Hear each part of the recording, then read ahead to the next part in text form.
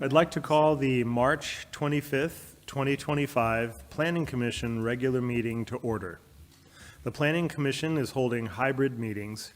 Members of the public can attend the meeting in person or observe the meeting on Zoom online by visiting www.cityofarcata.org and follow the live meetings link at the bottom of the city's homepage or on the city's YouTube channel. If you are attending remotely, please be aware that the Zoom feed provides the closest to real-time stream. If you rely on the other feeds and you wish to make comments, please be aware of the time lag on those feeds. The first item on our agenda is the land acknowledgement. The City of Arcata acknowledges that the lands we are located on are the unceded ancestral lands of the Wiyot tribe. The land that Arcata rests on is known in the Wiyot language as Gudene, meaning over in the woods or among the redwoods. Past actions by local, state, and federal governments removed the Wiyot and other indigenous peoples from the land and threatened to destroy their cultural practices. The City of Arcata acknowledges the Wiyot community, their elders both past and present, as well as future generations. This acknowledgement seeks to aid in dismantling the legacy narratives of settler colonialism. Staff, will you please call roll? Yeah, Commissioner Strickland, Here. Commissioner Hickey, Present. Commissioner Tagney, Here. Commissioner Lehman, Here. and Chair Davies. I am here, and I will note for the record that Commissioner Ham is absent, and we are joined today on the staff side by Community Development Director David Loya, Yeah, and I'll also note that Commissioner Simmons is also absent. as well as Commissioner Simmons. Thank you. Of course. Next, we have oral communications. During this time, people may make comments about items that are not on the agenda. If you wish to speak on one of our agenda items, you will have an opportunity when we are discussing those items. If you have comments about items that are not listed on our agenda today, please line up now behind the lectern. If you are on Zoom and wish to make comments on matters that are not on today's agenda, please raise your hand by selecting the raise hand icon on the right side of your screen or by pressing *9 on your phone. The clerk will unmute you when it is your turn to speak. With that, I'd like to open public comment. Each speaker will have 3 minutes to comment during early oral communications. Feel free to state your name for the record. I see there's no one here in the gallery. Is there anyone wishing to join us online? We do have one person online, but they're not raising their hand. Okay, if there's someone out there in the digital world that would like to make a comment, now's your moment. Seeing none, I will move on to our consent calendar. We have one item on consent this evening, which is to approve Planning Commission minutes for our regular meeting, March 11, 2025. Would any commissioner like to pull this item for discussion, or do we have a motion? I'll move to approve. We have a motion. Would anyone like to second that? I'll second it. Okay, a motion and a second. Thanks, team. Moving on now, we have no public hearings this evening, so we'll move. I'm sorry, Chair, can we take a vote on that? And just for those who are absent, you're able to vote on accepting the minutes into the record. You don't have to have been there. Okay, sorry, I skipped over that. Apologies. Dialing back a minute. All in favor? Aye. Aye. Aye. Aye, okay. Thank you. Locking in. Consent calendar. Got through that, check. We're on to public hearings. We have no public hearings this evening, so our business item, which is next, is our only item this evening, is to consider the city's local coastal element and provide direction as necessary. Can we begin with a staff report? Yeah, good evening, Commission. This topic apparently was a huge crowd draw, But we will go through the local coastal program update. I'm going to give you a little bit of history on it and kind of try and describe to you the processes that we see and sort of some of the benefits, the way we're approaching local coastal program tonight. The idea here is really just to roll this out. As you'll see as we go through the presentation, there's been quite a bit of public engagement that's already gone into this document. I feel like it's a very good, close to final draft. But certainly, as we go through the process, the commission will have the discretion to provide comment. Before I jump into this presentation, I did want to note that you received an email from Colin Fist with CRTP asking for us to address transportation, specifically parking in the coastal zone. I can address that if you'd like, but I'm going to try and get through the presentation fairly quickly and then allow you to kind of guide where we go from there. Okay, so let's see. Whoops, wrong computer. So I just want to touch base on the work to date. The comprehensive update of the local coastal program is literally a 25-year process to date. Our current local coastal program, the element was adopted in 1989 and the zoning was adopted in 1994. And that's the document that we're currently using here in 2025 to regulate land use and development in the coastal zone. So I put an image of the actual document here. You could see it's a typed document. This was hand typed. That's how old this thing is. So it's time to update it. You're probably asking yourself, well, why haven't we done so? The general plan update in 2000 was our first opportunity to submit to the Coastal Commission for an update to what we referred to as our land use plan. At that time, we were submitting the entire general plan and saying, here's our land use plan for your consideration. And we had these cute little wave symbols to indicate which policies specifically identified as coastal policies, but the idea was they were going to certify our entire general plan. At that time, Coastal Commission staff said, well, why don't you wait until you have the zoning ordinance as well, and we'll just do the whole thing. So we waited, and we spent another 8 years until our land use code was adopted. And that was a great moment in Arcata's planning history. We had brand new general plan and brand new land use code. So we went back and started working with the Coastal Commission to submit an update, comprehensive update to our local coastal program. We went through the entire process. It took us 4 years. By 2012, we were ready for Coastal Commission certification. When we went to certification, there were some challenges, and at that time, the City Council decided that they would not accept the Coastal Commission certification. The way the process works is we go through our local process. Once we've adopted those plans locally, we submit to the Coastal Commission. They then go through their state process, and they typically conditionally certify an LCP. That means that they've got conditions that they want us to adopt back into our LCP before we have a fully certified local coastal program. So this conditional certification in 2012 was rejected by the then council, and we started working on a new update in 2014.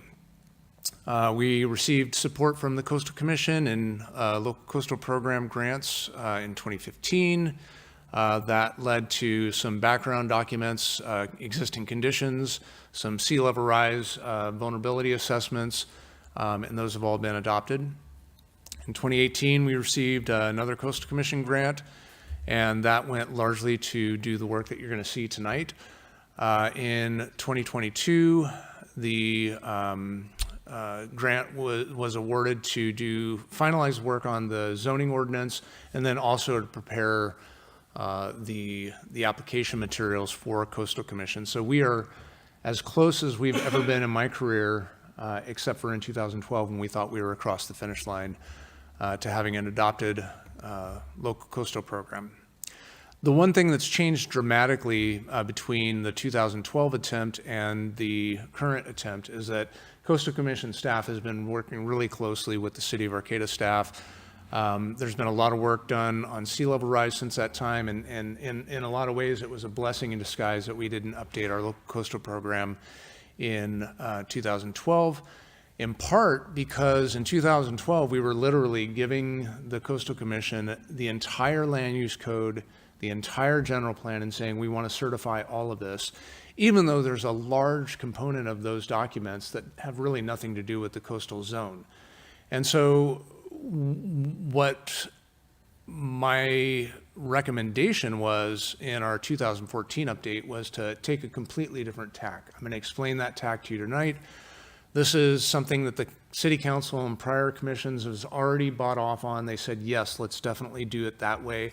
I'm describing it here for you tonight so that we can all get on the same page. We all are operating on a level set with what these documents do for us.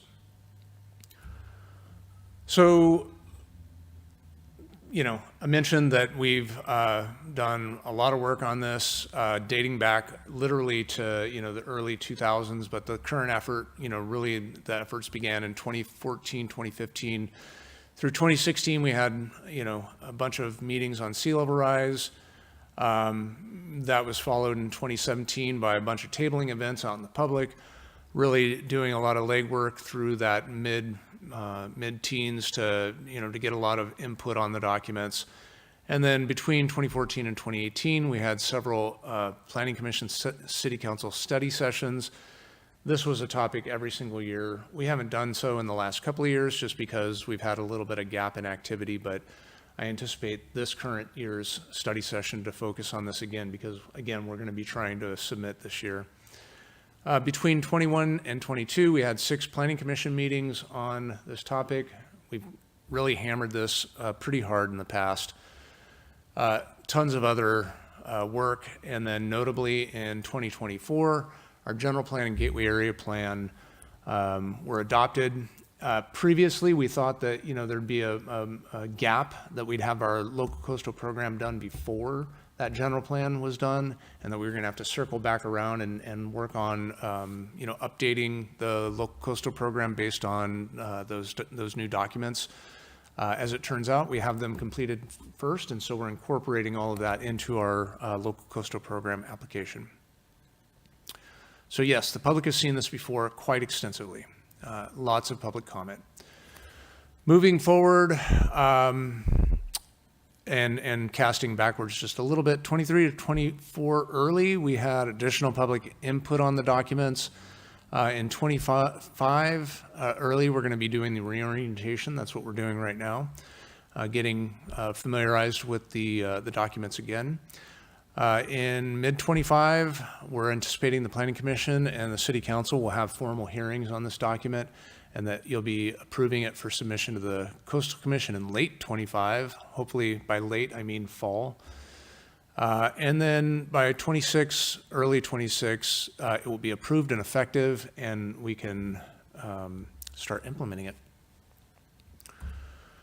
Okay, so that's the process to date. I'm going to take a pause button, hit the pause button real quick, and see if anybody has questions about what we've done to date or what we're trying to do today.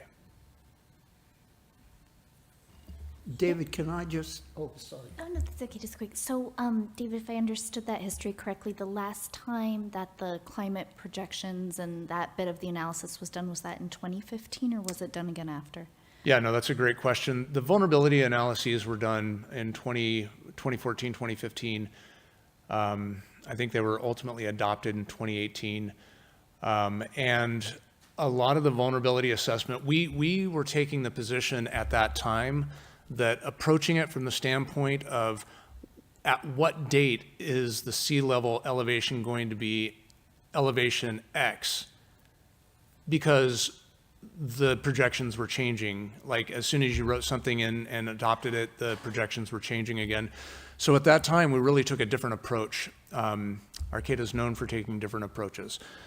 And so what we did was we did talk about what the projections were based on, the time projections, what they were based on in the current available science. But we keyed all of our vulnerability assessments to elevations of sea level, so that regardless of when it was happening, we knew that this asset was vulnerable at date or at sea level X. And then we could use that to do adaptation planning based on the elevation of the water, not based on what the timeframes were. We have recent work that we're doing on adaptation planning that incorporates the Ocean Protection Council's current projections, which are, for the first time in my career, a lot lower than what they have been in the past. And so we actually, at least on the beginning portions of the time frame, have a little bit more time to plan and address sea level rise. The projections still go up ultimately to, about a meter or so of sea level rise over the course of the next, 100 to 150 years. So we just have a little bit more time to land into it. David, could you share these slides with us? That would be helpful. Sure, absolutely. All right. And about the OPC projections of sea level rise, are we settling on one of those scenarios? And what's our planning horizon? Yeah, if I could come back to that in brief after the presentation, and then also if I could ask us to put a pin in a deep dive on sea level rise, because we've done that a couple of times, and I don't have the slides available right now to go into that. And so I'd really like to be able to, I know a lot of people are really interested in sea level rise, and I'd like to dedicate time specifically to that topic, but I can address it in brief. Any other quick questions? Okay, moving on. So Arcata's coastal zone, I'm gonna take this one step at a time.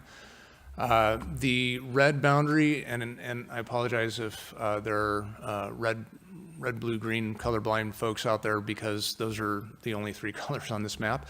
But the red boundary you see is the city's boundary. The blue line is the coastal zone, a representation of it. And I've kind of put some street names in there so you can get a sense for where those boundaries are. There's a, fairly small proportion of Arcata's built environment that's actually in the coastal zone. You can see the, Samoa Boulevard, here's our gateway area, Barrel District, South Samoa on G Street. That's really the densest area that's in the coastal zone that's built up.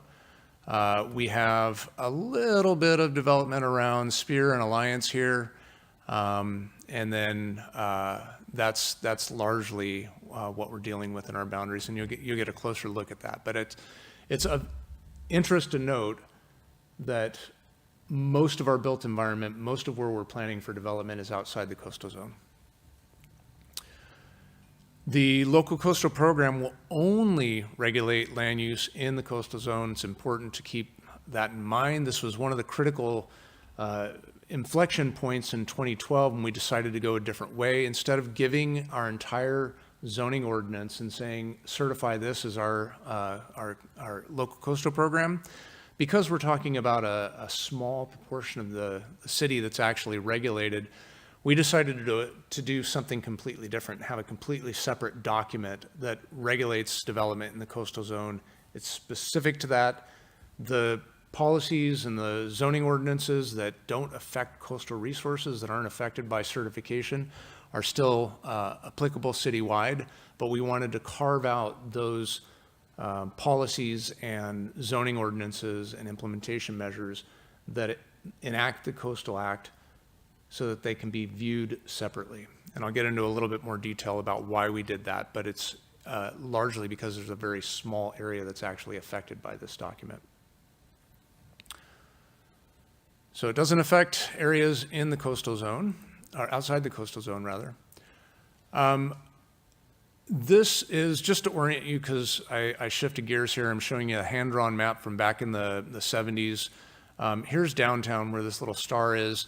This dark black line is, again, a representation of the coastal zone boundary. And the reason I'm showing this is because I want you to get a sense, again, for how much of the area is affected by local coastal program.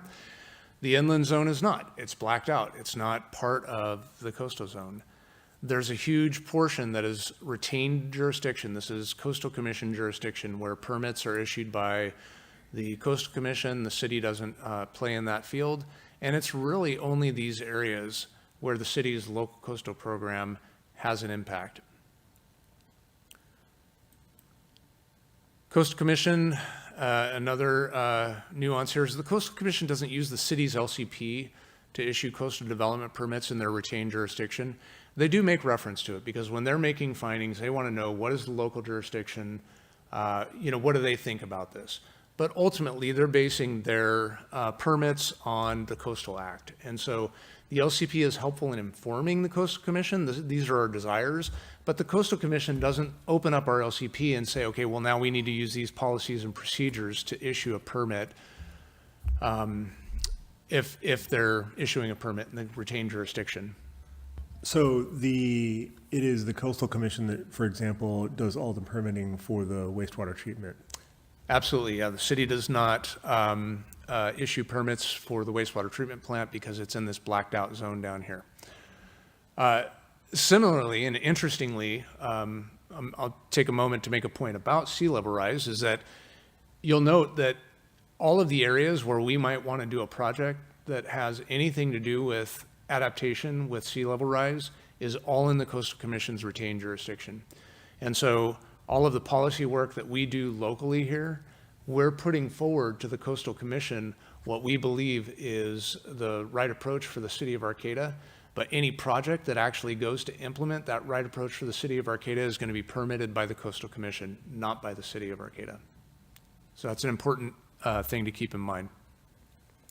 Only in that darkened area, though, right? Well, that's where the projects would happen. We're not likely to be, unless we're planning for way out into the future, we're not likely to spend money to, for example, armor Samoa Boulevard because that's not where the water is. The water is over here in this blacked out zone around these areas that are retained by the Coastal Commission. Okay. So if we wanted to do a living shoreline, we wouldn't be issuing that permit. We could say in our policy documents all day long, we believe that living shorelines are the best approach to adaptation for the city of Arcata for sea level rise. If the Coastal Commission doesn't agree, we won't get a permit. David, you're talking about public works project there, right? Primarily public works projects, yeah. Everything south. Yep. I will say that the Coastal Commission and the local governments working group that was a combination of Coastal Commission staff and a couple of coastal cities has made a lot of progress in developing policies that I would say are really cognizant of the impacts at the local scale. And so I'm hopeful that by delaying 25 years, we've actually made our application at just the right time to have a very good conversation around sea level rise adaptation. And we can talk more about that when we get into those topics as well. Okay, so then what this is representing, again, the blue line is the coastal zone boundary. You're already focused on the areas that are south and west of that boundary or the areas that are affected by the coastal zone, but I'm showing you the 2045 land uses that were adopted. These are what we're going to be submitting for Coastal Commission's review. And so you'll recall the gateway area here, which you can now see pretty prominently with the brown designated mixed-use zoning as the base zoning. Portion of that is in the coastal zone, and this will be going forward as part of our application to have them certify the gateway area. All of the other zones in this area, have been updated and modified as well. So that's exciting. That's all the work that we did over the last 8 years to update this is now being rolled into, and for the first time in probably, since 2008. For the first time since 2008, we will have consistent zoning no matter which side of the street you're standing on when you're on the coastal zone boundary. Okay, so here's where we get into sort of the nitty-gritty planning details about what our approach is. Now, I just showed you the base zoning map. And as you'll recall with the gateway area plan, we have a base zoning that's mixed use. and that allows for a whole variety of different kinds of uses. And then we had overlay zones that identify the Barrel District or the Gateway Corridor, the Gateway Neighborhood. Those overlays have policies and zoning that are specific to just that overlay. We're taking a similar approach with the coastal zoning. So if you look at the property, it's going to have base zoning, and maybe that base zoning is, for example, residential low density. And then it's going to have an overlay in the coastal zone. So the entire coastal zoning is going to be overlay zoning. So you might have residential low density property that has an overlay in the coastal zone of coastal residential low. You may be saying, well, why would we do that? The answer is, again, with the coastal zoning, we only want to address what's absolutely necessary to address compliance with the Coastal Act, consistency with the Coastal Act. And so that overlay will do that and just that. We may have other standards in the zoning district that we want to apply as well. Maybe it's floor area ratio. Maybe we're really concerned about regulating floor area ratio, but we've decided that floor area ratio doesn't in fact have an impact in the coastal zone on coastal resources. And so the overlay zone won't tell you what the floor area ratio is, but the underlying zoning will tell you what the floor area ratio is. So we have multiple tools in our toolbox to be able to regulate development, some of which are certified and codified in the coastal zone. So what does this look like? This is table 2-1 out of the coastal land use element. That's the document that you have in your attachment today. This is basically the policy document. Now, I'm not going to get into the minutia about how the differences between how Coastal Commission looks at the land use plan versus how we look at the land use plan, but I'll say this as a short form of how we're looking at it. The local coastal element is going to be an element of the general plan that further defines policy development only in the coastal zone. So I've just showed you where our coastal zone boundary is. I've just showed you where the Coastal Commission's retained jurisdiction is. I've just showed you where these documents are really and truly only going to have effect in terms of the city's ability to implement these documents in that very small area that was left over. That's what this element really addresses. So here are the coastal zone overlay districts.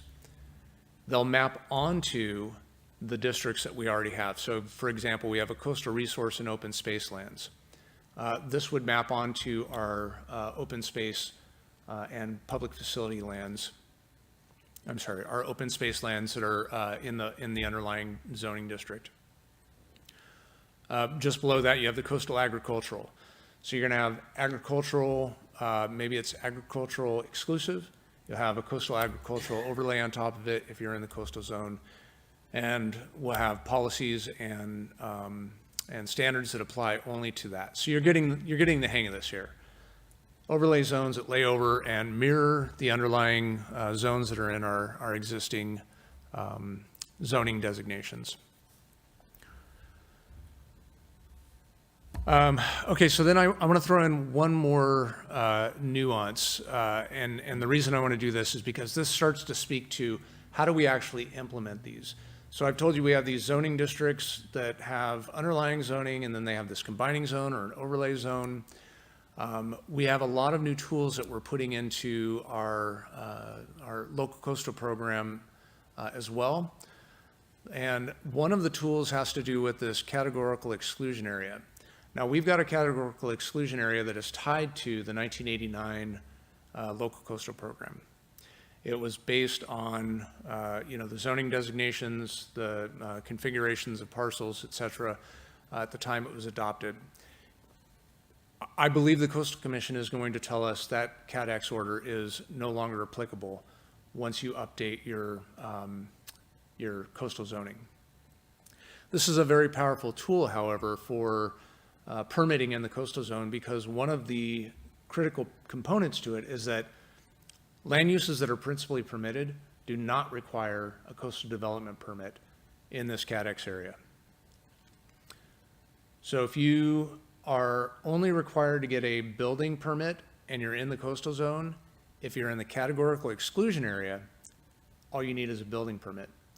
If you're outside the categorical exclusion area, you also need to get a coastal development permit. So for a time, when this Cat X order is no longer valid, no longer effective, because the documents that it ties to have been superseded by our local coastal program update, we're going to lose the power of the categorical exclusion area. We will be working with our coastal staff to, as quickly as possible, recertify a categorical exclusion area that maps onto the current policies and programs in our LCP. But there's going to be a time when we won't have it. David, that finger that goes north towards downtown, This one? why is that coastal commission jurisdiction? This is Butcher's Slough, and they retain jurisdiction around tidal waters. And so we don't have jurisdiction there. Are there 0 residential properties in that little finger? No, there's a ton of, everything that's on South G Street that faces onto Butcher Slough is in the retained jurisdiction. That's a number of houses. Fair number, yeah, lots of businesses. Including my apartment. Say again? My apartment's in that zone. Yes. Yes. And a lot of the area that is in the Zone 1 for our sea level rise, that's all this South G Street area down here. So this is all in the Coastal Commission's retained jurisdiction. When these landowners come forward and ask the city for a permit, we have to send them to the Coastal Commission to get a coastal development permit. So everybody on South G on the west side of the road there, if they want to do a remodel or anything like that, they come for a permit to you and you say, go talk to the Coastal Commission first? Yeah, and that's accurate. And the Coastal Commission has a great tool called a waiver, which allows them to look at a project, and if it has de minimis impacts on coastal resources, they can issue a waiver for a coastal development permit. There's still some process associated with it, so it's not like an over-the-counter kind of a permit, but it's a lot more streamlined than having to get a coastal development permit. That's one of the tools that we're incorporating into our LCP as well, is that we'll have a waiver process. So super slick tool for projects that really have no impact on coastal resources, aren't in the categorical exclusion area, and we can streamline the permitting a little bit. That's one of the tools that we'll be using in this interim when we don't have a categorical exclusion area, in fact, is that we can issue waivers for projects that are de minimis. The basis for the categorical exclusion area is that these are all lands, so the categorical exclusion area is, it's getting hard to say over and over again, includes all of these grayed out areas here. You can see that these map onto well-developed urban areas already. And so the Coastal Commission basically said, look, these areas are urbanized, there's no coastal resources in these areas, you should have a streamlined permit process for these areas. If it's a principally permitted activity, go ahead, go straight to building permit. So we'll be working to reapply these categorical exclusion areas with the new LCP, but we're also, with the adoption of the LCP, we'll have a waiver process that can do, similar work that the categorical exclusion area can do. I didn't see mention of that in this document. I will see if I can find reference to that, but that is something that is in the coastal zoning ordinance. So it's more explicitly defined in the coastal zoning ordinance. The coastal zoning ordinance is where you get all the standards and procedures. This document is telling us more of the policy level, and then there are certain programs, if you will, that need to be implemented to ensure compliance with the Coastal Act that are also in this document. So overall, this is a simple process with very easy to understand layers of zoning and Exactly. pretty self-evident. Exactly. Okay, We're trying to simplify it as much as humanly possible. It is very complex, but we're trying to streamline our processes as well. Okay, so I just wanted to kind of circle back. This is the area that's in the CADX, it's in the coastal zone, it's in the gateway area. So I wanted to make the connection for us here and take a slightly closer look at this.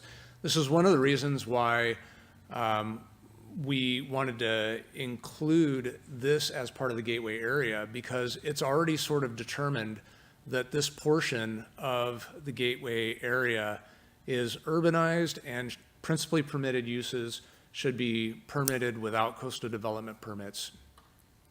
So that's basically this area here of the gateway area. You can see the 2 blocks because, again, this is the portion that is retained because of Butcher's Slough.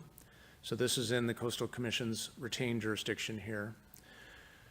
So in these areas, basically, if it's a principally permitted use, it doesn't require a coastal development permit. That maps exactly onto the work that we did in the gateway area, making all of those uses and building types and development projects principally permitted. So you're asking yourself, well, we said that you could do a 7-story building principally permitted in here. What does that require a coastal development permit? The answer ultimately, our hope, is that the Coastal Commission will recertify this categorical exclusion area, and the answer will be no. It doesn't require a coastal development permit. It's principally permitted. It's envisioned in the permitting. We did the environmental impact report to address all the environmental impacts, you know, apart for some very specific site-specific conditions like wetlands and or soil contamination. If you don't have any of those issues and you're trying to build consistent with the gateway area plan in this area, you should be able to go and just get a building permit. So that's another component to the streamlining that we've built into this planning process over the years. So the assumption is that by them certifying that they've done their homework on our zoning ordinances for these areas, and if they have a problem, they're going to bring it up before they certify. Absolutely, yeah, and so we want to make sure that we give them all of the information that they need to feel comfortable that the projects that would be covered under that categorical exclusion order that would be principally permitted, that align with the planning work that we've done, is consistent with the Coastal Act.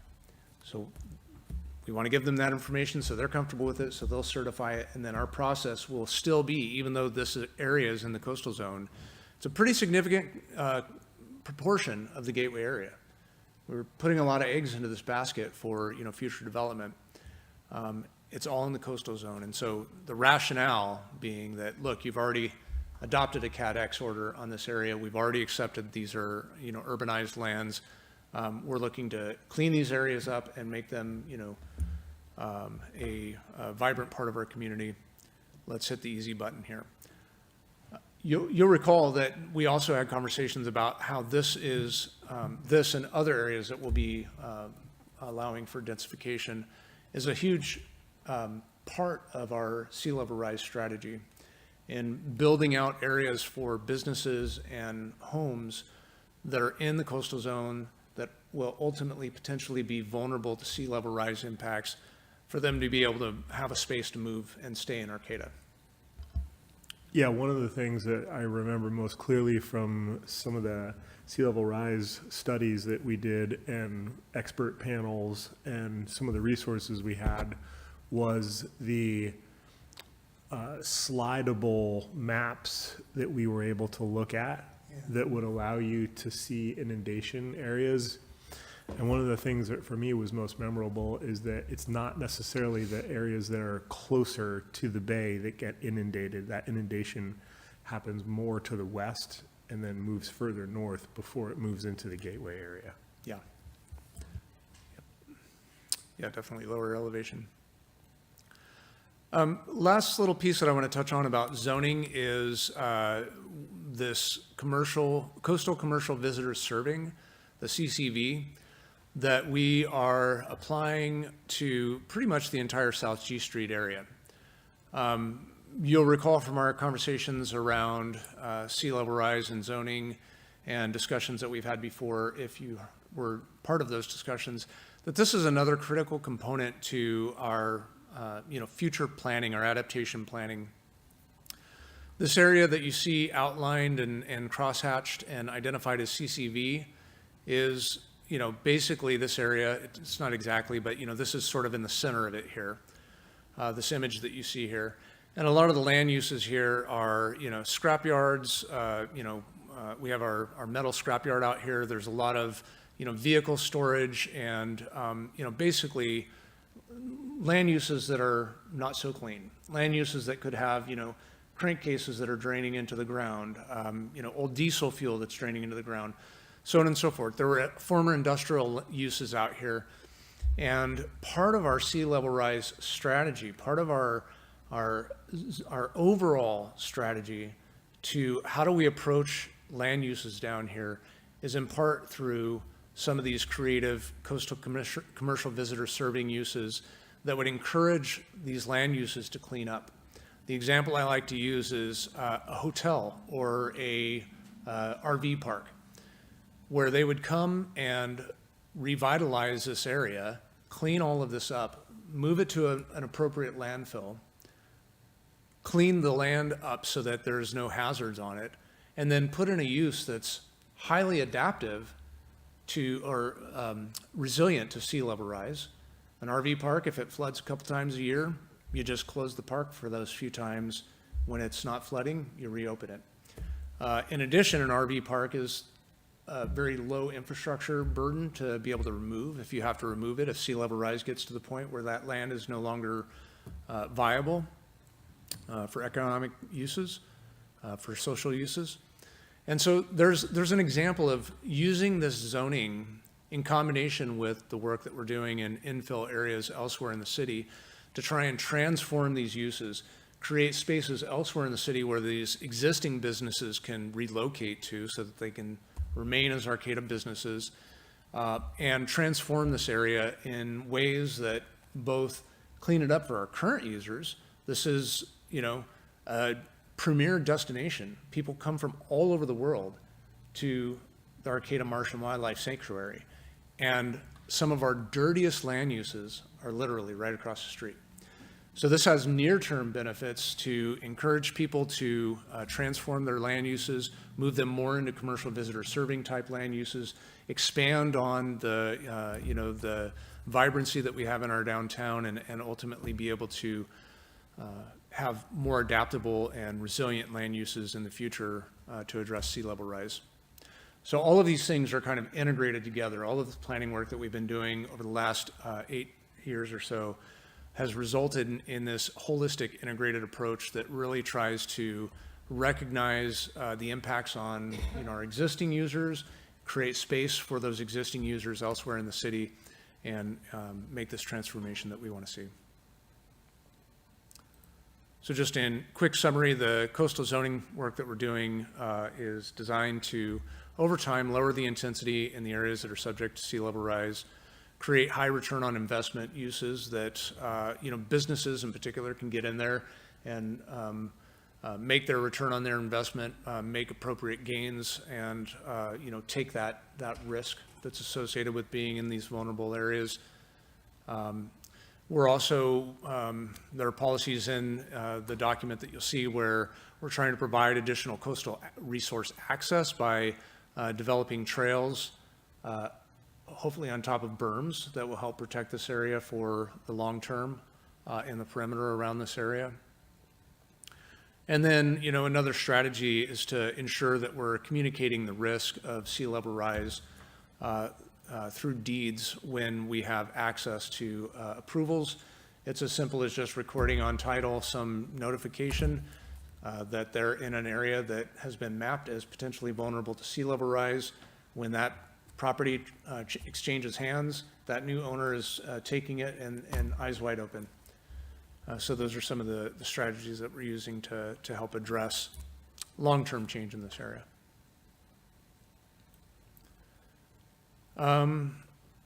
So that's what I have for you in terms of the presentation, and I'd be happy to answer any questions. Again, happy to go into any detail that you have. I've got the policy document that I can bring up if you want to talk specific policies, But the real intent here was just to level set everyone's understanding, get us thinking about this plan again, so that we'll be ready as the summer comes on to start making decisions.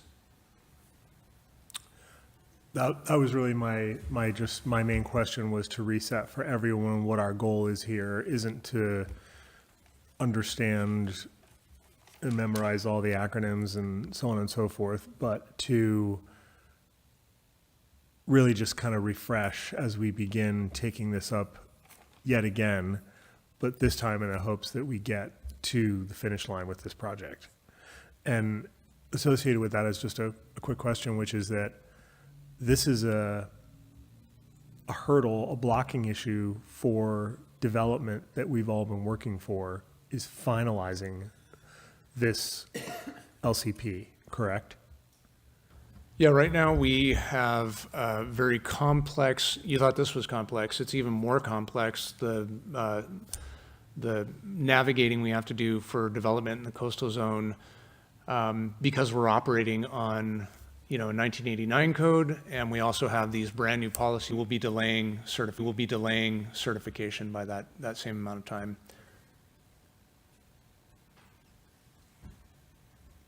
Can I just ask, are we open to specific suggestions about the plan? Sure, yeah, I certainly wanted to, provide that opportunity with no expectation that folks have read the, 100 pages or so. I did. I have a couple. Page 25, if you want to bring it up.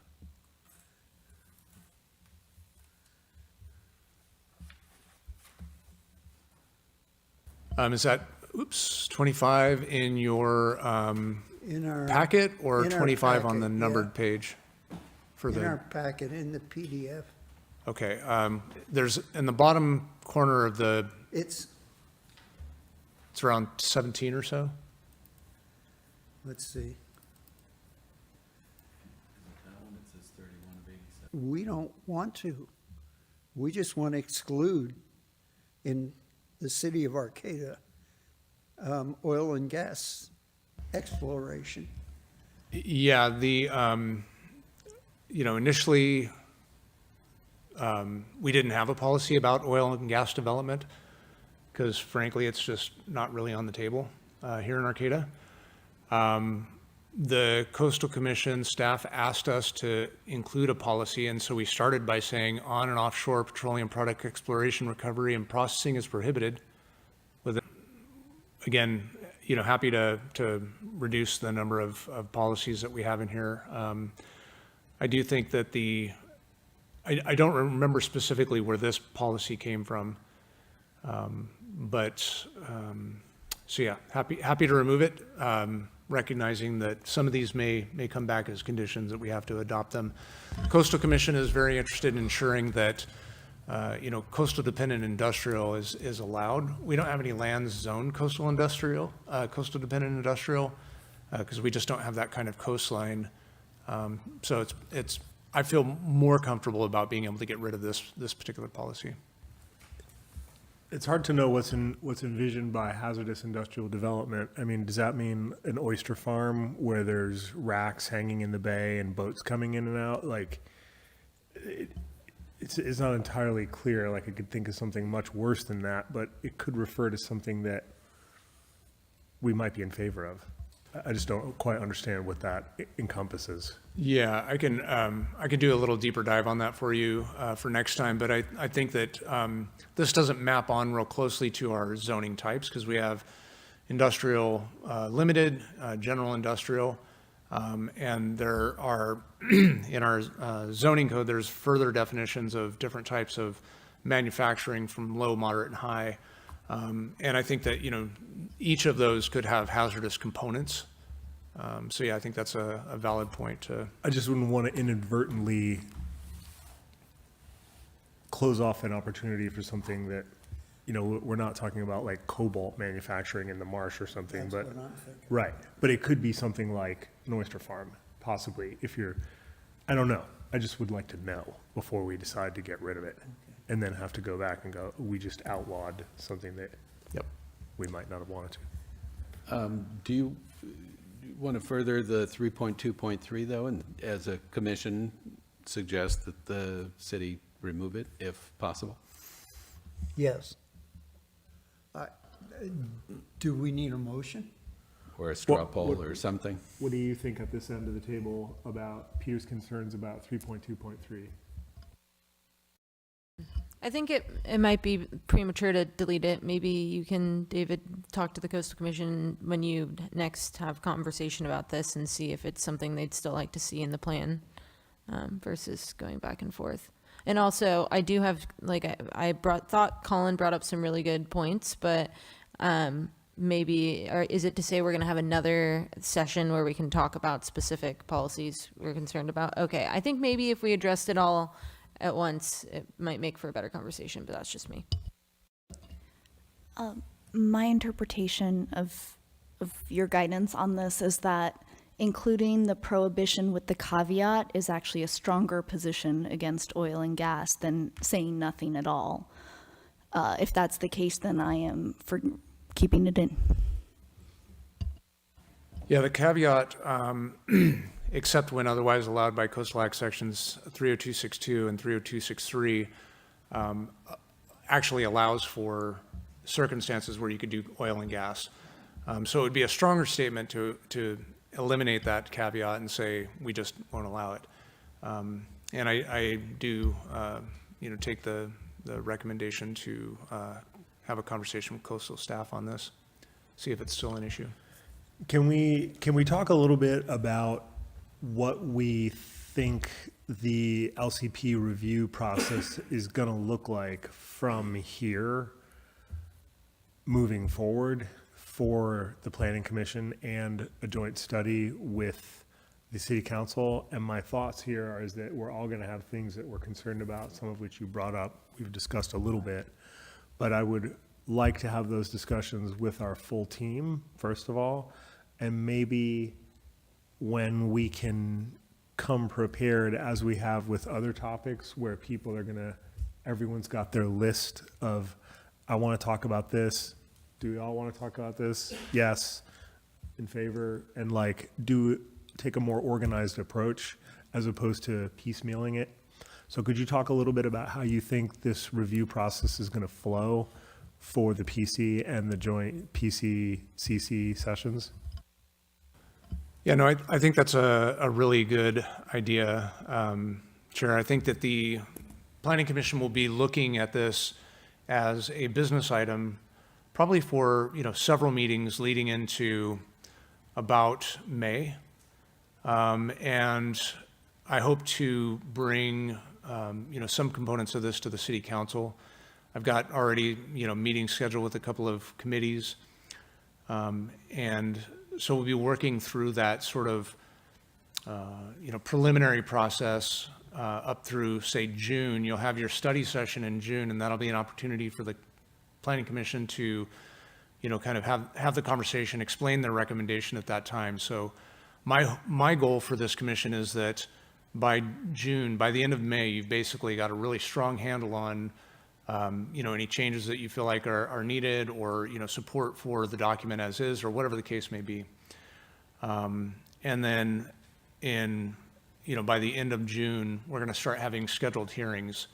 And so June, July, you're basically having hearings at the City Council and Planning Commission that we've done enough at that point with the documents to feel comfortable with them.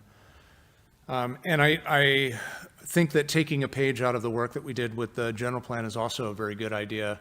And we could talk a little bit more about this, in our next meeting. I did with the last agenda item on community benefits, I delivered the last framework that we were using for decision-making with the Planning Commission around the general plan. And that was a really effective strategy that we, collaboratively developed, to get efficient decision-making done that was also effective and gave everybody an opportunity to, really make their thoughts known. And I think that would be, depending on, I think we get a sense for it first. Does everybody have 15, 20 policies that they want to talk about, or is it really a handful? If it's a handful, maybe we can step down and do something a little less formal. But I think having that conversation at the next meeting when, all commissioners will be present would be a really good approach. And I know you we got a portion of it. When do you anticipate that the whole thing will be out for discussion? Yeah, we are targeting the end of April for having revised, you'll see that in this draft, for instance, we left the figures out. Figures aren't ready for prime time yet. So we'll have the revised figures, we'll have this document updated with some, minor work that we're doing currently to freshen it up. And then we'll also have the coastal zoning ordinance, and we expect to have that by the end of April, all of those documents. So I feel like in, decent condition now to start having the conversation. I wouldn't want you to wait until you have those final documents to continue discussing it. Okay, go ahead, Dan. Yeah, so what I'm hearing is that June, July, we'll do a joint session, and it will be a formal public hearing at some point, us alone and us with city council.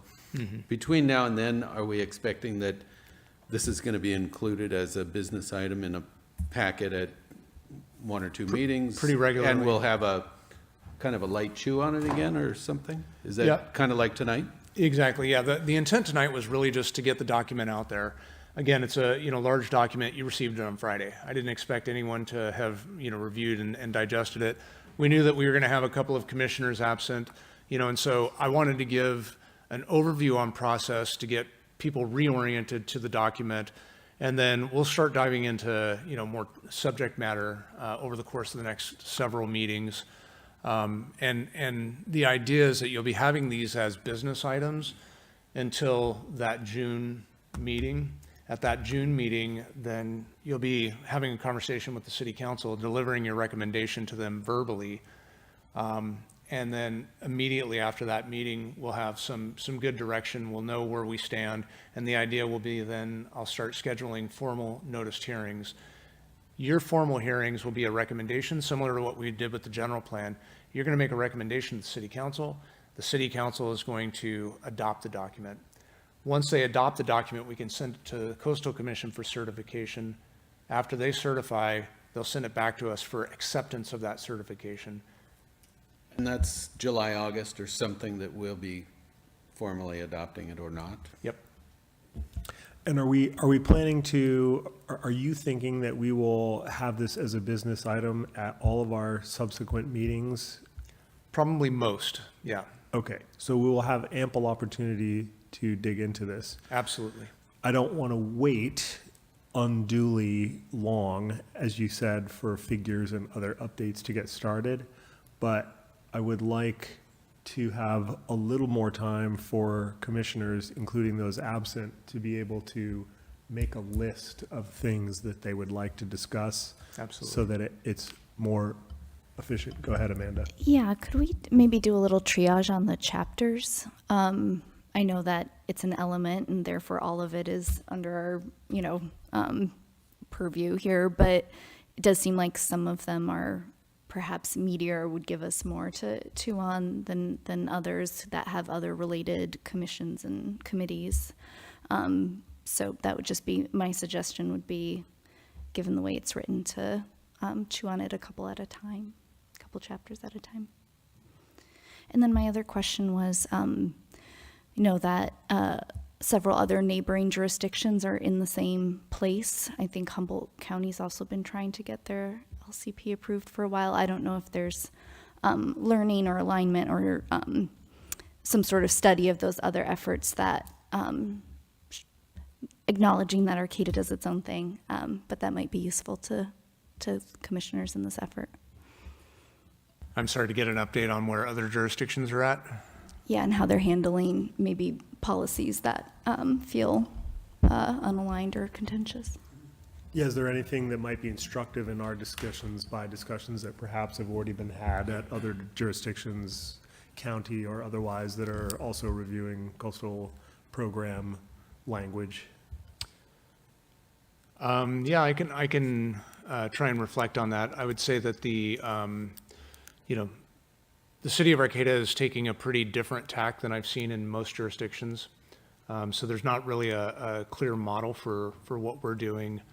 There may be some good examples of other policy.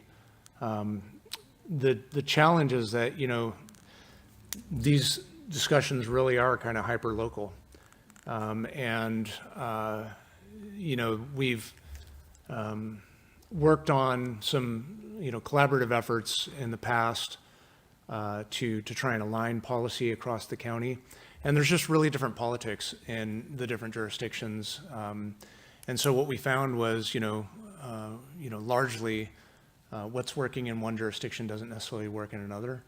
But I can put some energy into, you know, bringing you examples of what other jurisdictions are doing, at least, you know, point you to, you know, those resources online so you can reflect on what they've done.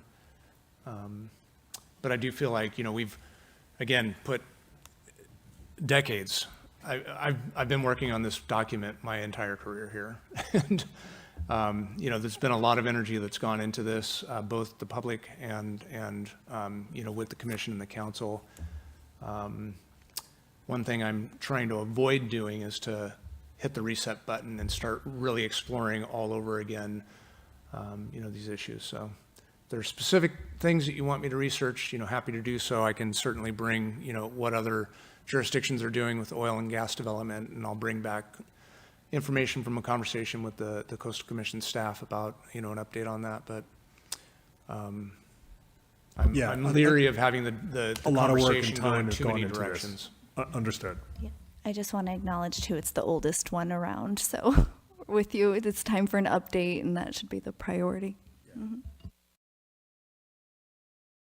David, it would help me to know what's the time frame we're looking at for this document.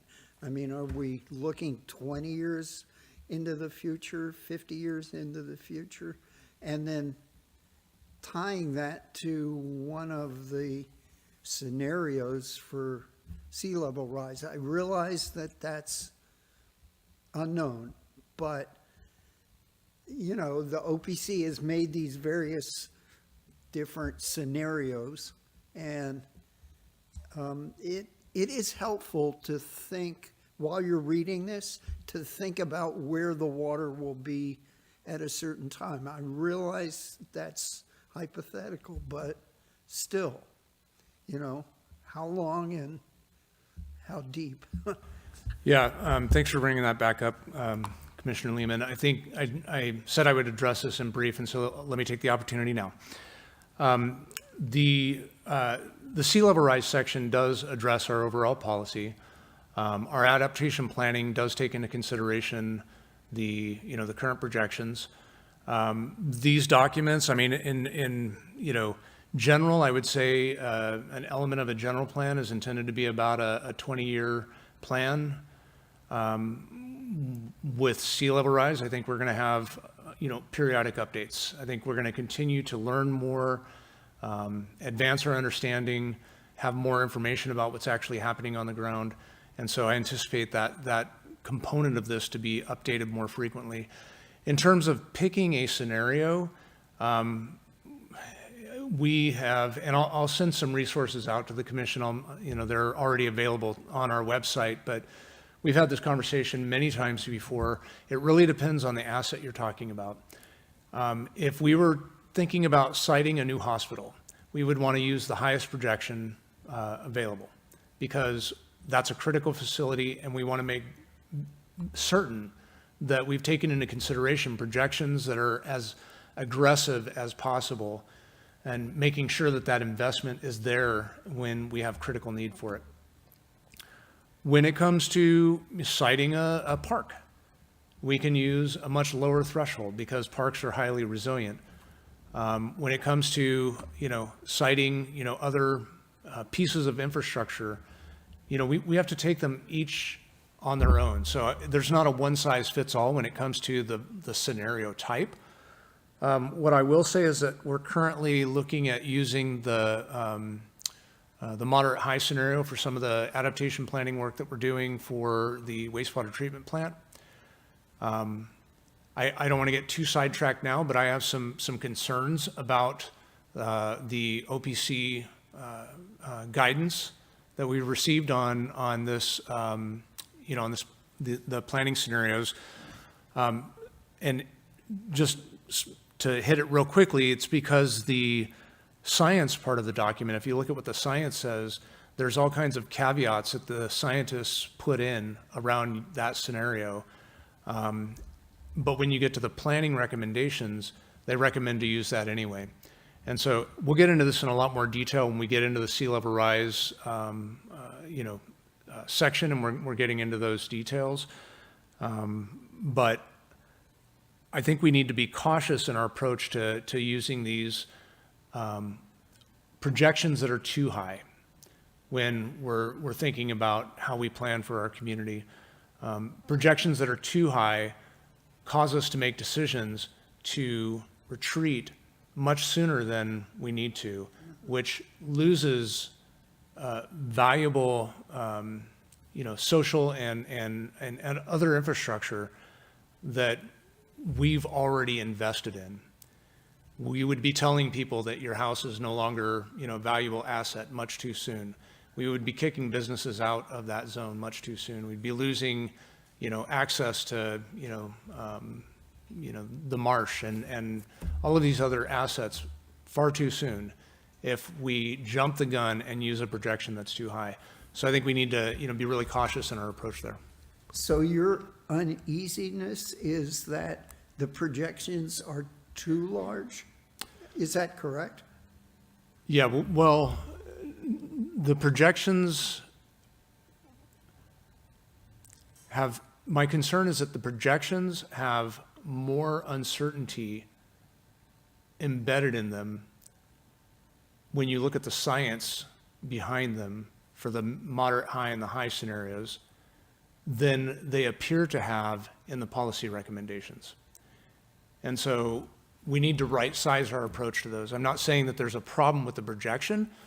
I'm just saying that their application to policy needs to be considered very carefully.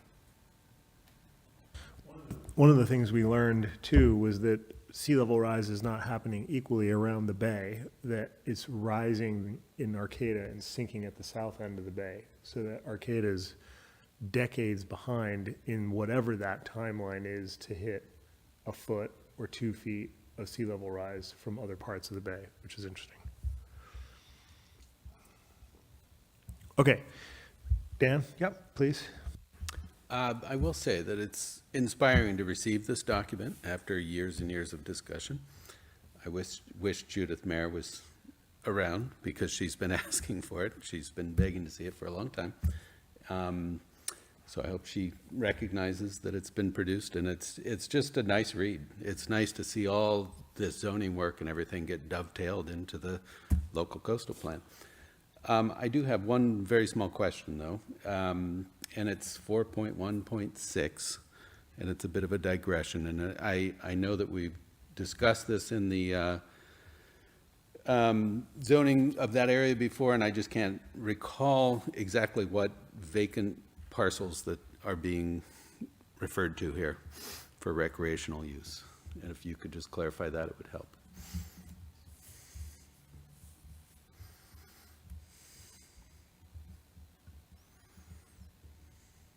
That's the gateway. Somewhere within the Gateway zoning district, I just don't recall the parcels. And I couldn't get them from this. Isn't that where the homeless RV? Yeah, this is basically in the Barrel District, in the heart of the Barrel District. Kind of the northern edge of it, like Schmidt-Bauer property Well, back in I mean, there. it's here, let me pull this up.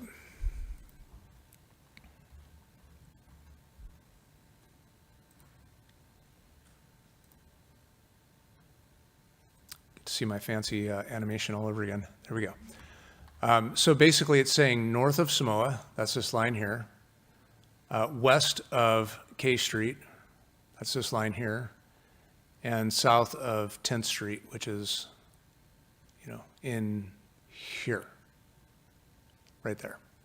So it's basically identifying, this area here. It's kind of funny because part of it's outside the coastal zone.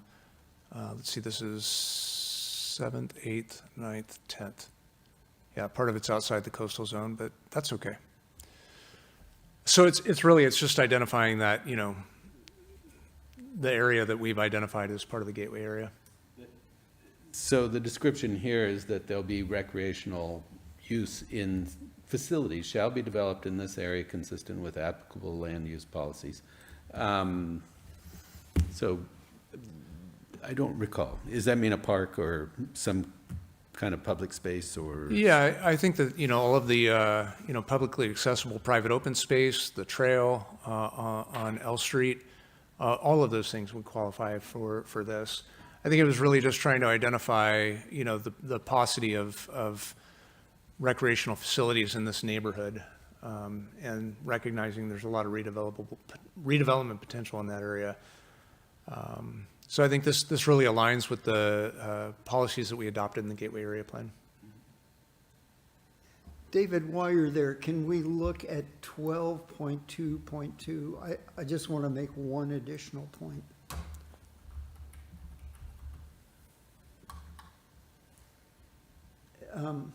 This is a big one. Agricultural practices can include spraying of herbicides. Do we really want to say that? I just bring that up. Do we want to allow herbicides in the coastal zone? To my knowledge, we cannot prohibit the use of herbicides. That's not within our land use authority. No? No. And I can confirm that with our legal counsel, but the purpose of this statement or the purpose of this policy is to recognize that agricultural practices can include, you know, practices that may not be compatible with residential development. And so, you know, or other types of development. And so, you know, the idea here is to try and have a policy that addresses that and recognizes that you may need setbacks and buffers and that kind of thing. Many agricultural practices are pretty industrial when it comes right down to it. We don't have a whole lot of those in the city of Arcata, but, you know, but animals make noise. We've received complaints in the past from animals making noise. The cheese factory, the goat cheese people, that was a big one on this level. This was the discussion, and it was permitted for that ag property, even though it's essentially an industrial process there. Anything else down here? Then how does everyone feel about hitting the pause button here on this review? Everyone has a chance to read this more, and in advance of our next meeting, we all have a list of items that we pick chapters, as opposed to jumping back and forth throughout the document as we go through everyone's list. Does everyone feel like that is a workable solution? And if so, how far ahead of the meeting would you need to get those in order for that to be effective in the way that we hope it is? Were we going to consider the community benefits program at our next meeting? I thought that was the plan. Yeah, we'll probably have both of these topics on for your next meeting. Yeah, Then we're not going to get very far on this one, probably.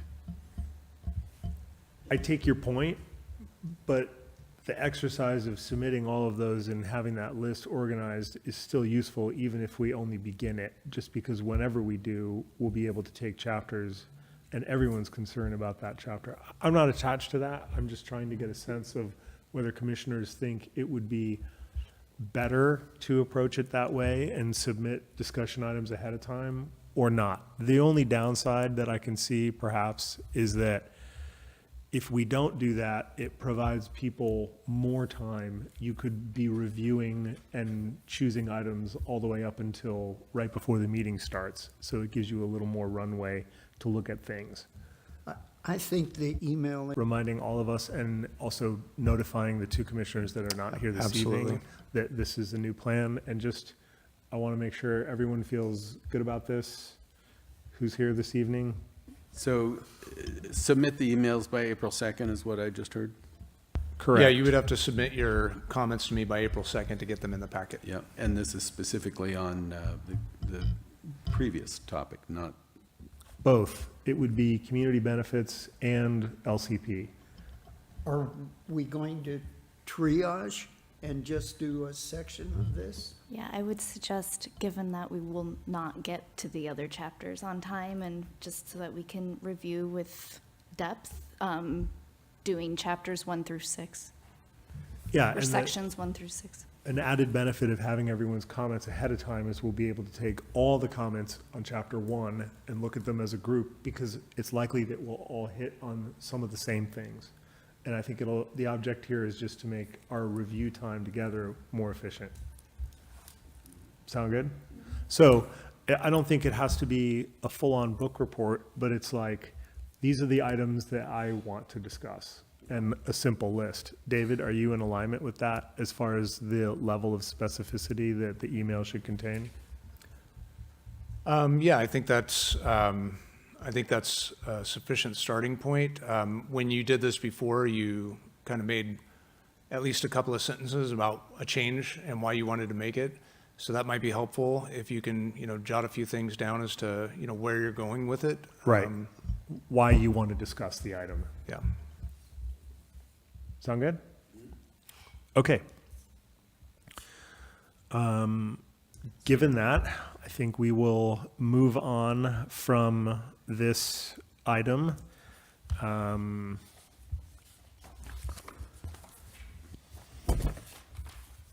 There is one person online if you want to accept public comment before you close. Absolutely. Let's take public comment. Thank you for letting me know someone's there.